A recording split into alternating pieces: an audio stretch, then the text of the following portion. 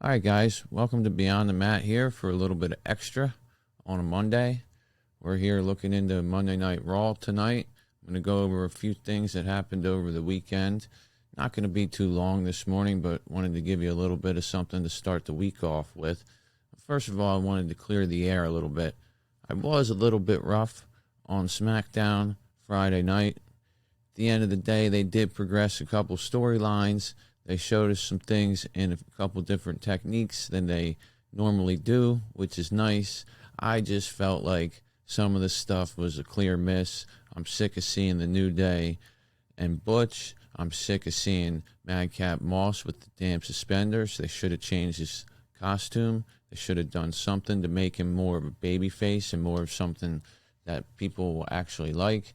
And I'm sick of seeing Charlotte Flair get put over in every single different way that they possibly can think of. But I'll get to that Charlotte Flair stuff later. Let's start out here by talking about Roman Reigns. Tribal Chief actually broke character at a house show again. This one not in his hometown. He thanked the fans, and he asked these fans specifically not to post this because he's a heel. And what did the fans do? They go and post it on social media, obviously. And I understand in this day and age, people are going to post up on social media. It's not out of the realm of what you should expect. But I think people should show some respect for somebody like Roman Reigns, who's asking them not to fucking do that.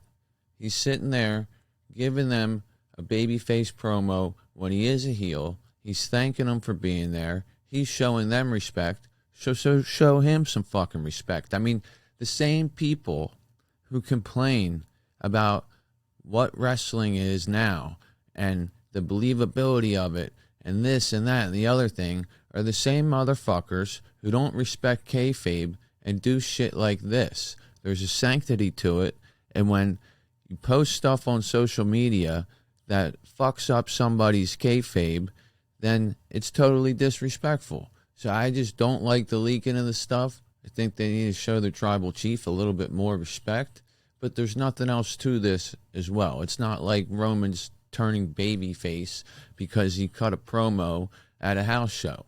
I see this shit all the time. I see Sami Zayn cutting all kinds of promos at house shows.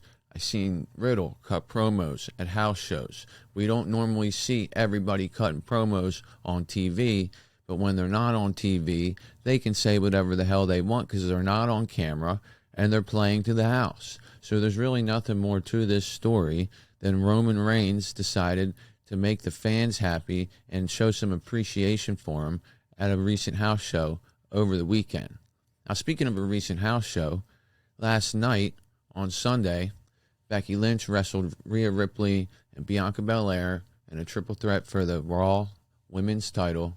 Typical match they've been running all winter long into the spring.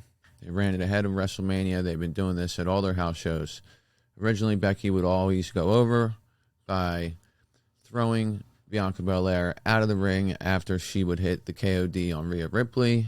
Now the way they're finishing it is Bianca Belair's going over after hitting the KOD.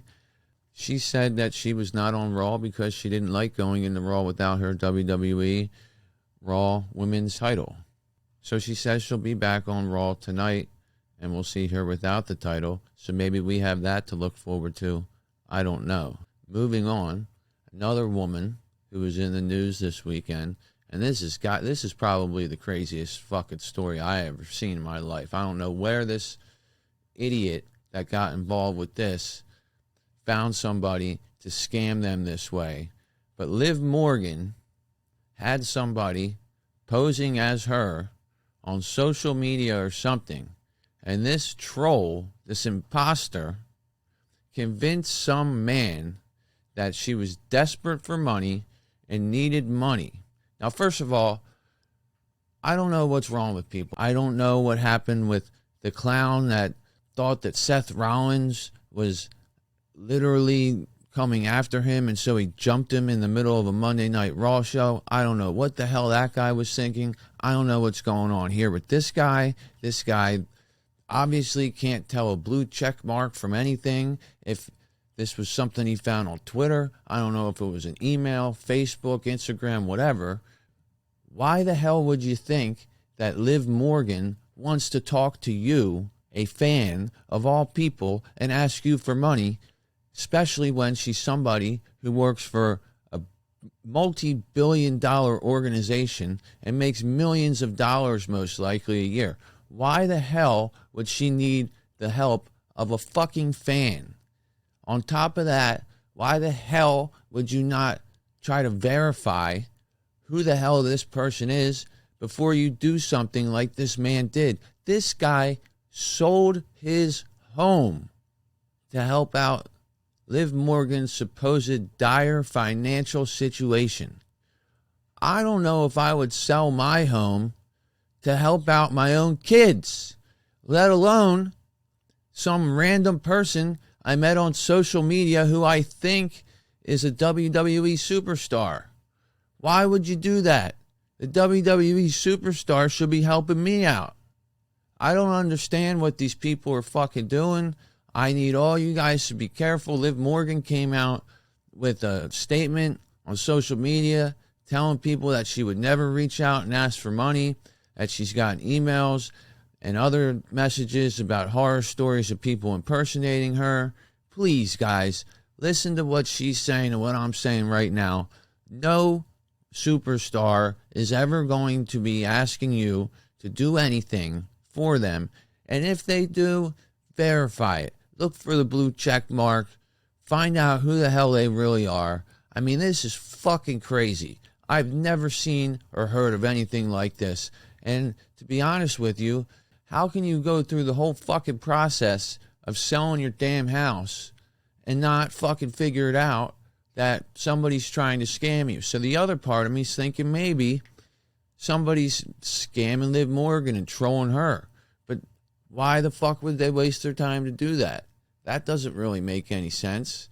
So I'm not really sure what's going on here. My advice to everybody, stay the hell away from fake social media accounts. We see them all the time. I'm followed by a million fake Liv Morgans and fake Charlotte Flairs, and they're fucking stupid. You can tell they're fake. It's their screen names are Liv Morgan 792578.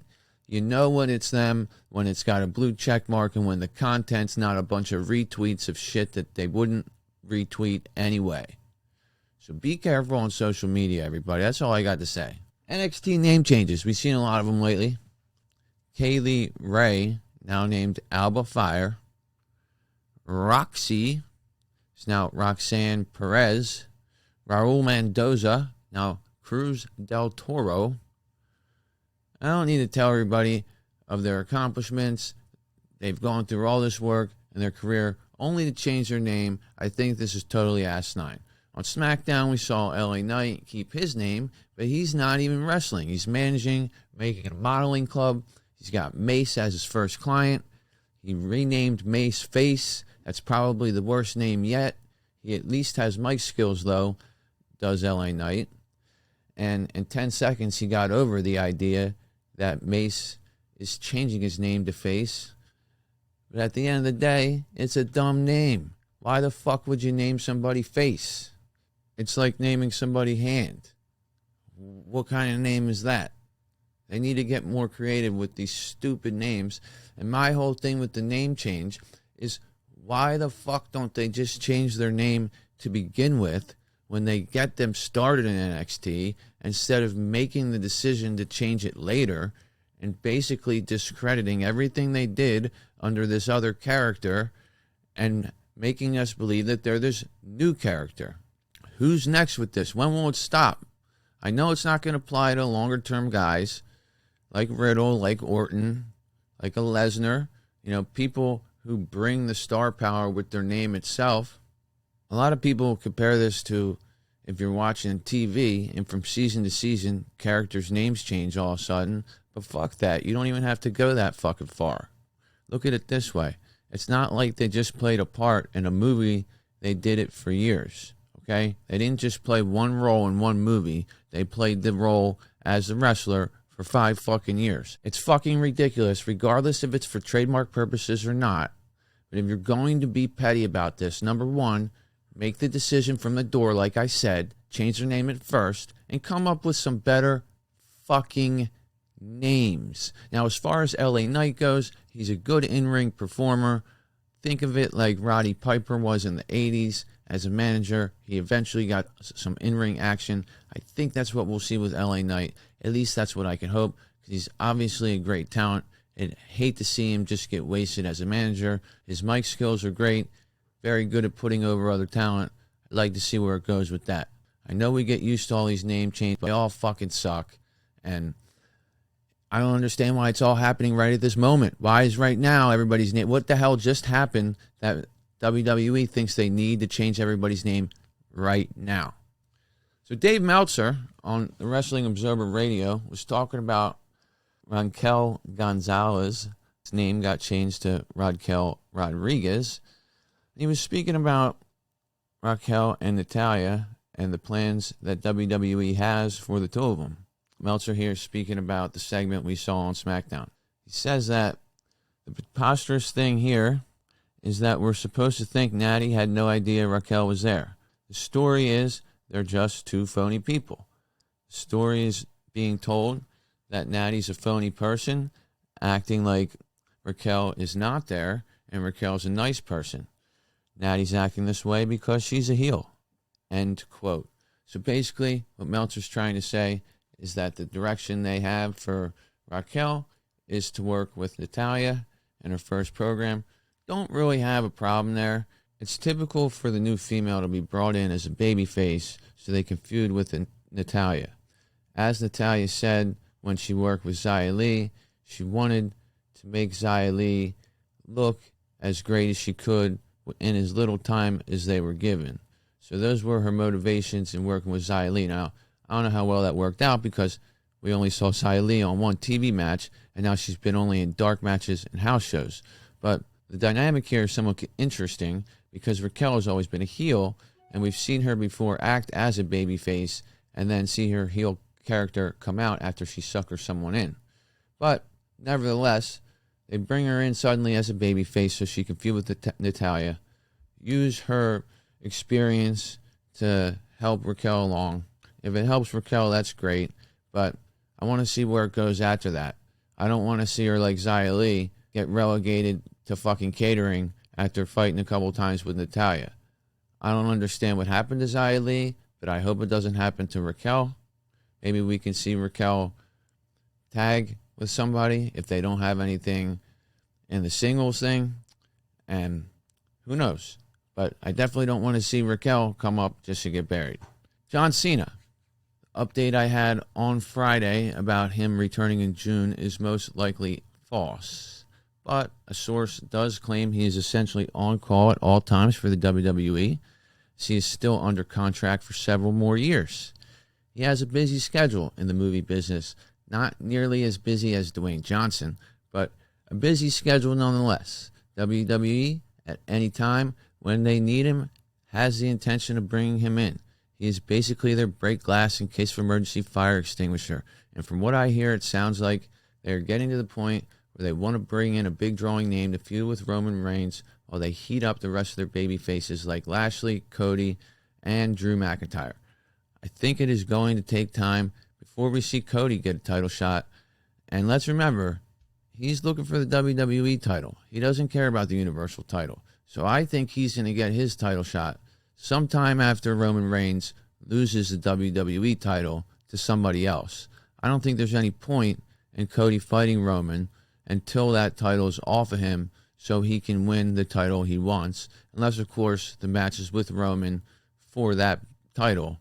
But I don't see that happening. I say keep going with Cody, keep heating him up, keep getting people behind him, make it bigger and bigger and bigger. That way, when it pays off, it'll be so much bigger.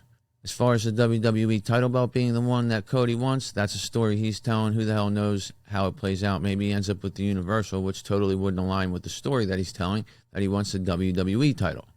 So anyway, he may not win a title match until Roman loses to someone else, like I said. I fully expect Roman to defend whatever title he has in the UK pay-per-view against Drew McIntyre in September. I don't think anybody else fits the bill to face Roman. I think that'd be great for the UK fans. I love Drew McIntyre. I think we're going to continue to see him getting put over, continue to dominate people, and he probably won't lose for a while, and he hasn't lost for a while.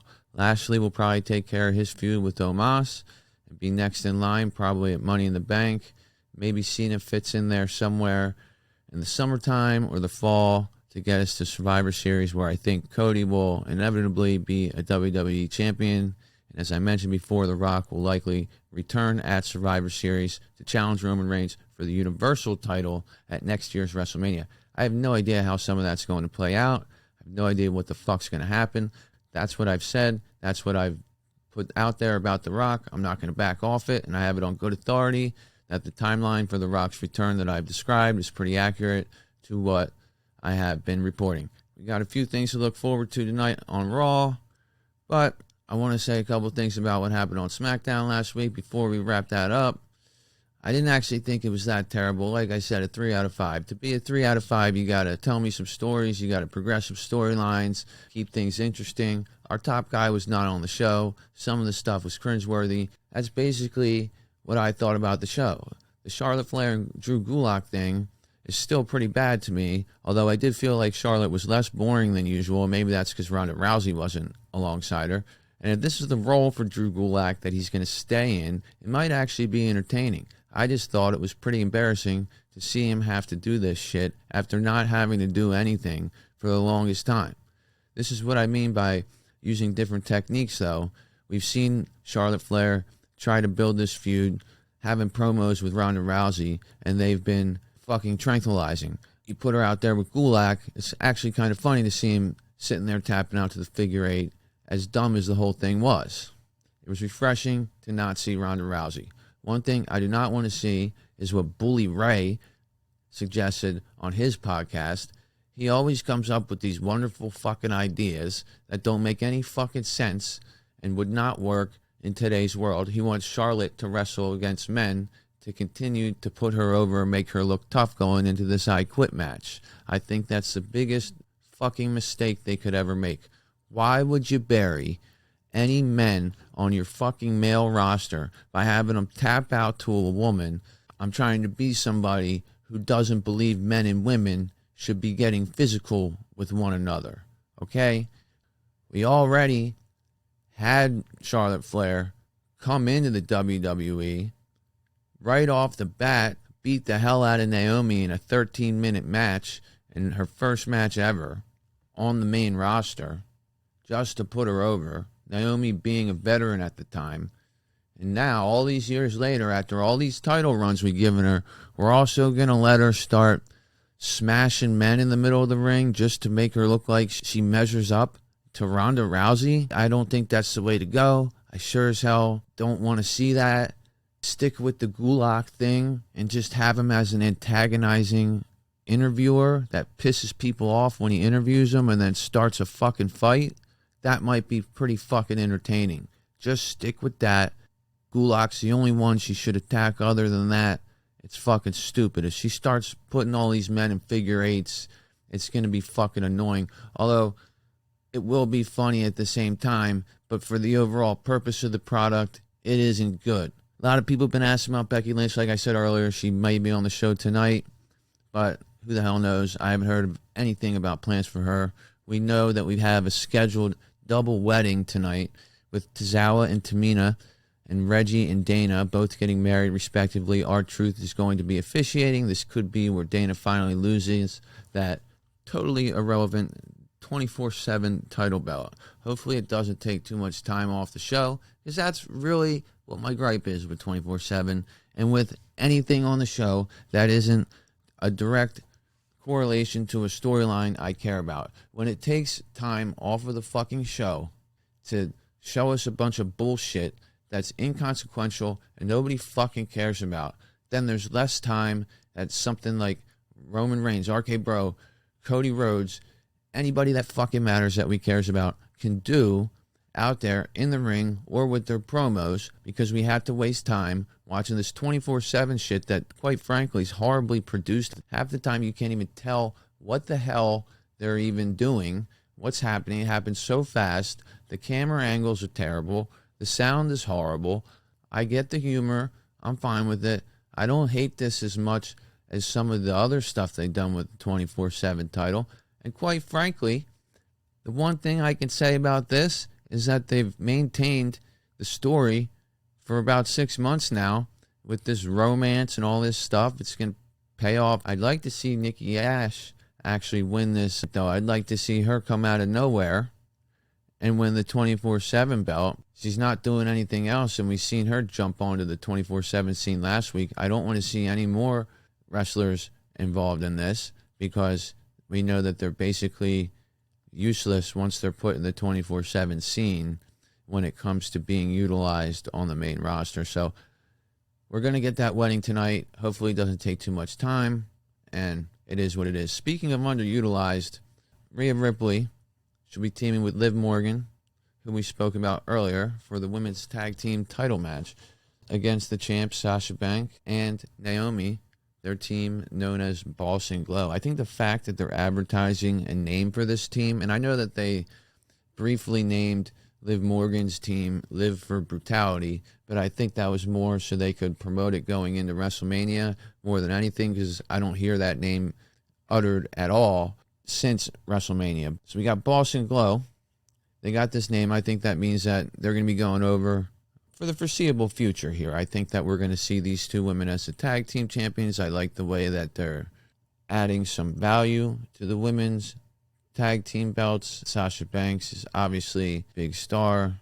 Naomi is great in the ring. Their chemistry is outstanding. This is what you want your women's tag team champions to be. You want them to be people that you can put in the ring, that the audience pops for, that has a good match, and that helps the next team get over with them. Once they get done with Liv and Rhea, I'm very excited to see them tag against some up-and-coming teams and help some other newer women start to develop on the roster. I think that'd be a very good thing. So anyway, I think we're going to see Rhea turn on Liv here. Like I say, there's no way Liv Morgan and Rhea Ripley are winning this match. Book that down now. I don't even want to watch it, to be honest with you, because I know that Rhea Ripley and Liv Morgan are not going to win. However, I like watching these two teams compete. Rhea and Naomi have very good chemistry in the ring, so it could be a very good match between these ladies. I don't really prefer the way that Liv wrestles in the ring, but whatever. I don't think their team will go over. We've been seeing Ripley tease hitting that riptide from the top rope from all over the place, so we might see a nice riptide here, some near falls. It'll definitely be an entertaining match, but at the end of the day, we need Rhea Ripley to make this turn, regardless of how she turns. You know, we got the rumors of her joining Edge's faction. I don't want to see her turn into a goddamn vampire. If that happens, no, I don't want her turning heel. The reason I want her to turn heel is because I think Vince, well, I know Vince thinks she looks like a heel anyway, so he'll probably book her better if she's in a heel position. Secondly, they need somebody young and formidable for Bianca Belair. Rhea Ripley, more than anybody, deserves the push after being anchored by all of these shitty tag teams. And I hope they're not just turning her heel here to be a vampire. I hope they're turning her to make her an opponent for Bianca and to strengthen her and give her a character change that a lot of people need. We've all seen the Evil series. We've all seen stuff about people that are meandering along. They make a heel turn and it changes their career. I hope that's what happened for Rhea Ripley here. Hope she turns after this match. The tag titles will probably be retained by the champs. But anyway, that's a match we have to look forward to tonight. I believe we're also going to see Rey Mysterio finally take on Veer Mahaan as long as he's healed from whatever medical issues he had last week. Veer sent Dominic to the hospital after he kept that cervical clutch on with his crotch undercarriage hanging all over Dom's face for several minutes. Rey is back to exact his revenge this week. I see this going similar to last week's match with a little more offense from Rey, most likely because he's obviously a lot more formidable of a wrestler than his son. It would be nice to see the babyface get their win back here, but then again, that's a 50-50 booking, and they're booking Veer as a monster, so I think he's going to continue to squash babyfaces like this, especially babyfaces that are well-liked so he can gain heat. It could be creative to have Rey do some heel tactics to be so angry that he uses weapons or something on Veer, but I know that's not the direction they're going to go. They're going to continue with the stereotype bullshit character they have on Veer, have him continue to squash people and heat him up to feed to a bigger baby face who can then beat him, and it'll build them up in the process. That's how I see this playing out. I think Veer's going to continue to just no-sell and kill everybody, especially somebody like Rey Mysterio tonight. United States title, Finn Balor, Austin Theory. It's actually Theory now. He has dropped Austin, which is another dumb name change that's happened out of nowhere. And again, that's why I'm wondering, why the fuck is it all happening now? Now, I have a theory about this. And my theory is that just thinking about this fucking match is giving me a goddamn headache because of the fact that they changed Austin Theory's name. We've seen Theory pinning Finn Balor week after week in other kinds of tag matches. We've seen him attacking him. The writing's been on the wall that Theory's going to win this match. Finn Balor was a transitional champion all along.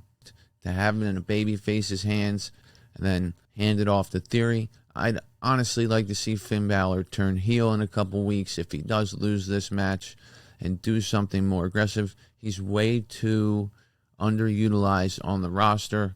To me, he's one of the best hands they have. But that's all it is. I'm not going to get into this match too much. We'll see how it plays out tonight.